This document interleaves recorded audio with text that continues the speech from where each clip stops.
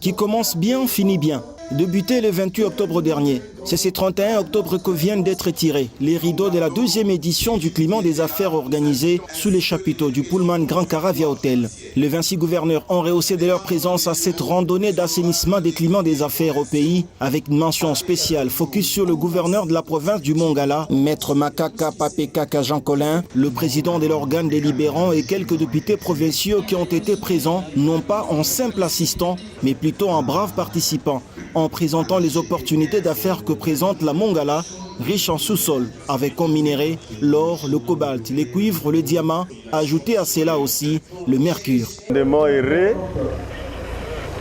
d'avoir parcouru 3220 km de la Mongala jusqu'à la capitale économique de Lubumbashi pour représenter valablement au nom du président de la République, chef de l'État, et au mien propre, accompagné du président de l'Assemblée provinciale, de l'honorable rapporteur, des députés et membres du gouvernement, la province de la Mongala.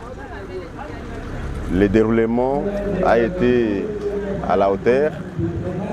Les interventions ont effectivement attiré l'attention du climat des affaires, plus particulièrement de la province de la Mongala. Une assurance a été donnée par les chefs de l'exécutif provincial, les chefs des travaux, Maître Makaka Papekaka Jean Colin, corroborant d'ailleurs dans les stricts appels de son chef des tutelles qui a appelé les gouverneurs de province à travailler dans l'amélioration du climat des affaires. Il rassure que les champs d'affaires à gagnant-gagnant, public-privé, est encore exploitable. Une belle opportunité donc à saisir derrière ce rendez-vous qui vient de se clôturer à Caravia, dans le Haut-Katanga, pour faire de bonnes affaires dans la Mongala.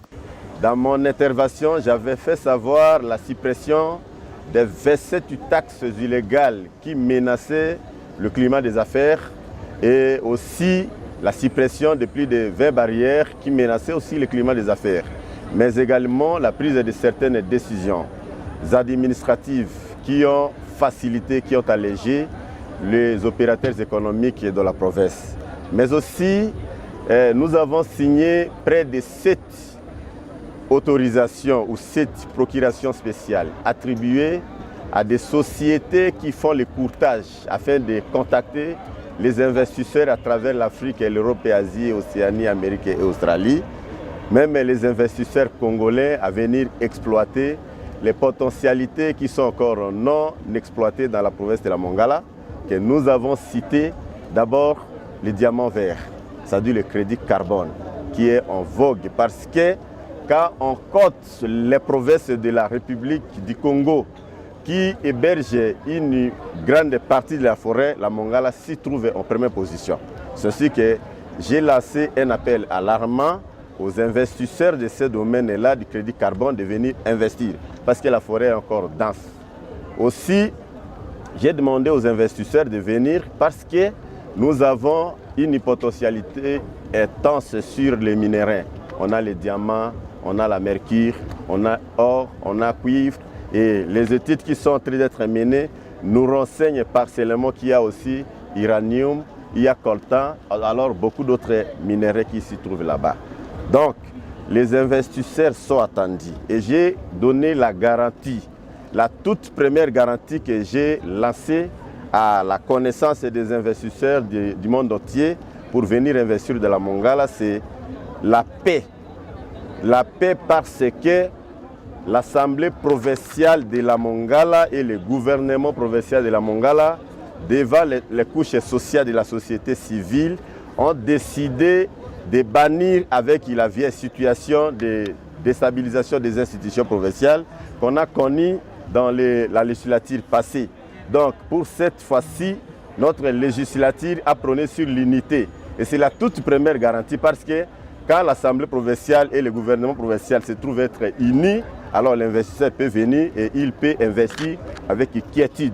Au nom du planificateur Guilain Nyembo Mbouizia du gouvernement souminois, au patron de cette deuxième édition du climat des affaires, le gouverneur du Haut-Katanga, Jack Yaboula Katoué, a déclaré clore ses assises de 4 jours avec espoir d'une application stricte des différentes recommandations pour une bonne amélioration des affaires. Les autres provinces sœurs sont fières d'avoir contribué par leur présence remarquable au succès incontestable de cette session. Cela étant, je déclare clos les travaux de la deuxième édition sur le climat des affaires dans notre pays. Que Dieu bénisse la République démocratique du Congo.